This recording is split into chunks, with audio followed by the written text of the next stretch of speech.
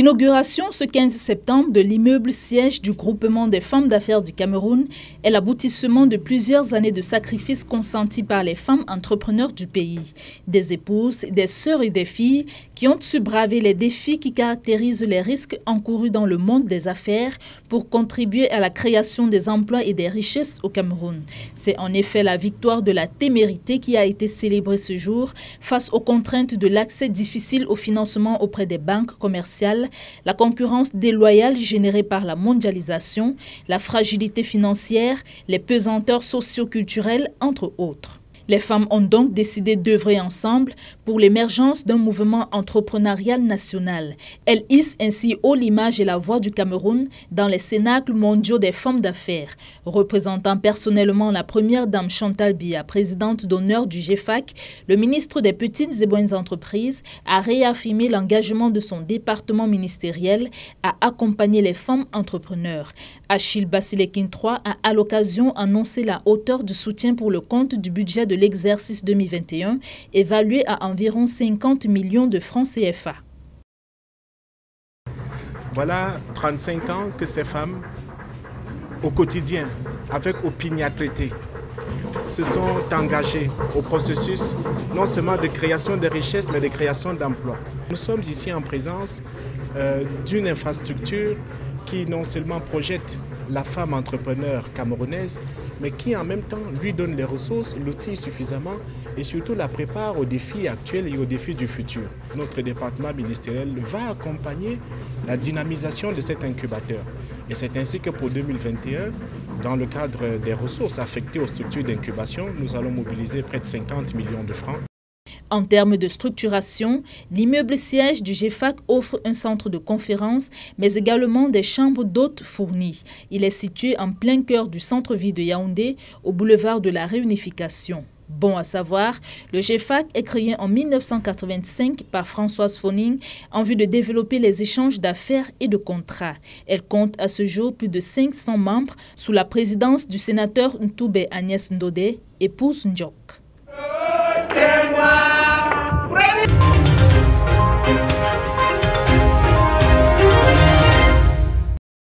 Nous sommes à la chefferie de Ndogbon à Douala. Sur le flanc droit de son enceinte, une classe atypique. Les cours du jour portent vraisemblablement sur son identité.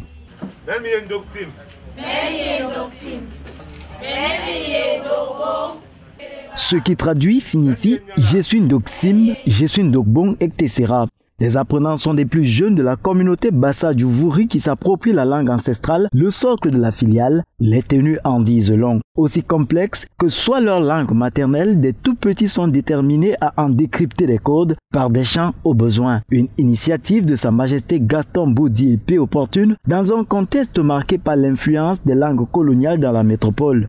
Ils sont donc 63 apprenants venus des 23 villages que compte le canton à prendre part à ce cours bâti sur deux principaux modules. Nous amenons d'abord les enfants à pouvoir parler. Nous les apprenons également l'écriture, conformément à l'alphabet de langue nationale qui a été harmonisé. L'on se rend bien compte de combien ceux de la nouvelle génération prennent conscience de l'importance de l'usage de sa langue maternelle.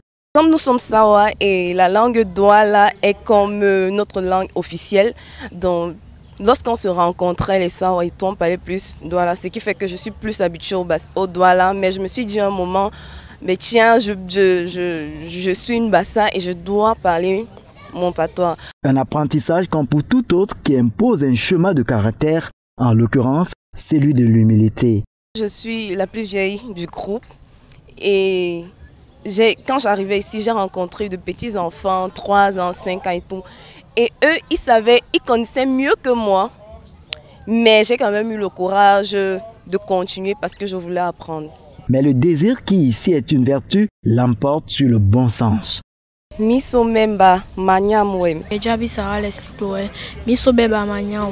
De bons points qui reviennent à la classe prise dans son ensemble. Dans l'ensemble, ils ont beaucoup progressé. Nous en sommes vraiment très heureux. Il est approprié que les apprenants soient encouragés, tout au moins par des parchemins dont la remise est annoncée pour la date du 17 septembre 2020. Débordant de gratitude, les enfants en chant rendent hommage à Sa Majesté Gaston Epé Baudier.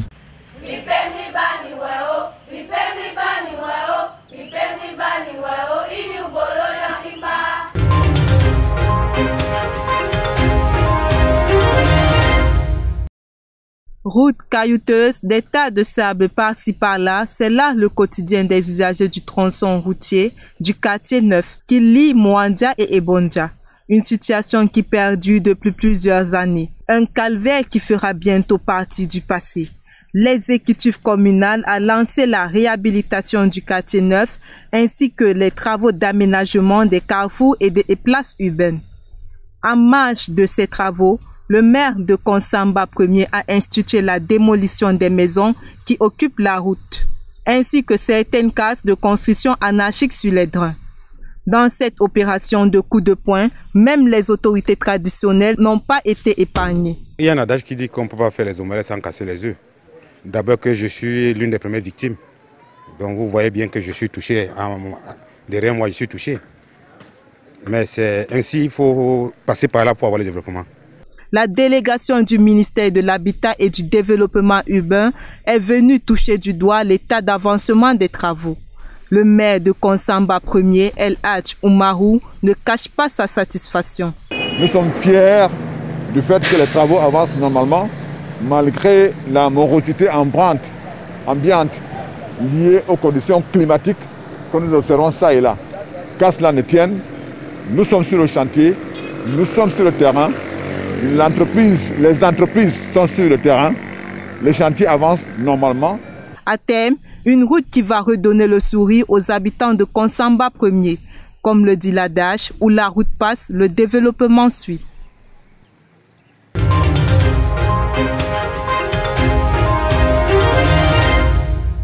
Fini les nuits obscures dans la ville de Garé-Gombo, dans le département de la Bumba et Ngoko, région de l'Est. Les populations de cette commune disposent désormais de l'énergie électrique. Cette énergie est l'aboutissement du projet d'électrification rurale de certaines communes du Cameroun et dont celle de Garé-Gombo en a ainsi bénéficié. L'installation même de ces plaques solaires remonte à 2 années déjà. 2 années, mais avec le dynamisme du maire actuel et l'implication de l'autorité administrative, nous avons pu saisir la hiérarchie pour qu'on n'attende pas un lancement officiel.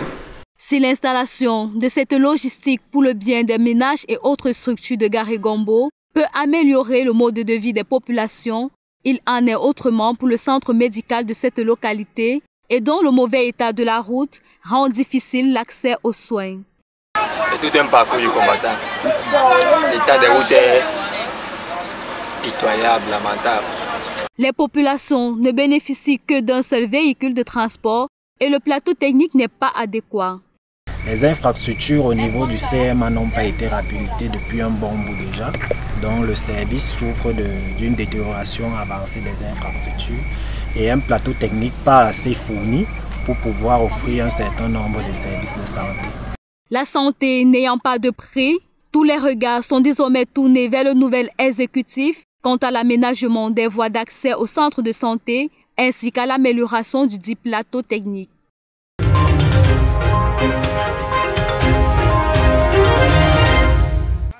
C'est ici, dans la salle de délibération de la communauté urbaine de Konsamba, que les maires des différentes communes de la ville ont préparé à l'atelier de formation des nouveaux exécutifs municipaux dans le Mungo. Pari gagné pour le Bureau national d'état civil qui, durant 2 jours, a convié ses élus locaux à l'école de la bonne gestion des actes d'état civil. Le directeur général de l'Union a bien voulu attirer les maires qui sont en fait nouveaux dans l'exercice de leur fonction d'officier d'état civil. Il a voulu les utiliser dans la réglementation pour qu'ils soient aptes à bien gérer l'état civil.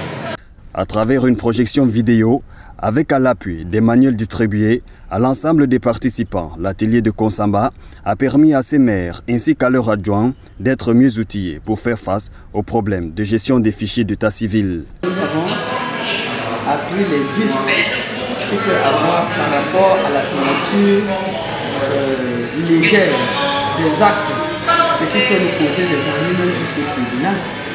Les leçons apprises lors de ces travaux seront du moins restituées fidèlement aux autres. Nous pouvons expliquer à notre personnel comment ça se passe et même à nos agents pour qu'on ne prenne plus les choses à la légère.